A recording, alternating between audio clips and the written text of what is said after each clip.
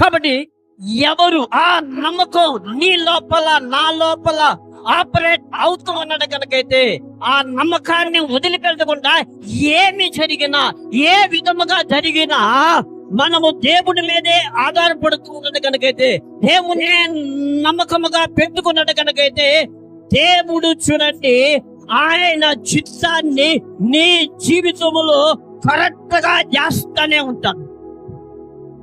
హల్లెలూయా, హల్లెలూయా. అదే ప్రకారము నీకేదైతే మేలులు కరెక్ట్ గా జరగాలో ఆ మేలులను కరెక్ట్ గా జరిపిస్తాడంట. నీ నమ్మకములో నీ విశ్వాసం అది ఉన్నది. హల్లెలూయా, హల్లెలూయా, హల్లెలూయా. నీ నమ్మకములో నీ విశ్వాసములో ఆయన చేసే నీ జీవితంలో జరగాల్సిన పనులు కరెక్ట్ గా జరుగుతాయి.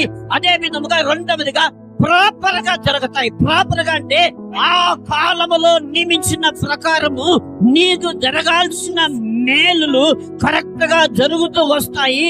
అదే విధంగా చూసుకున్నాను కనుకైతే ఇంకొక ట్రాన్స్లేషన్ అంటున్నది ఎఫెక్టివ్ అంటే ఒక విధం అంటే కరెక్ట్ గా ఏర్పాటు ఆశ్చర్యము కలిగే జనాలకి అది ఆశ్చర్యము కలిగే విషయముగా దేవుడు నీ జీవితంలో చేస్తాడు. హల్లెలూయా, హల్లెలూయా. ఇది జరగాలంటే పెద్ద క్వాలిఫికేషన్ ఏం కాదండి.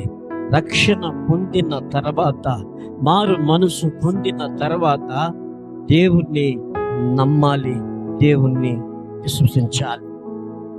హల్లెలూయా.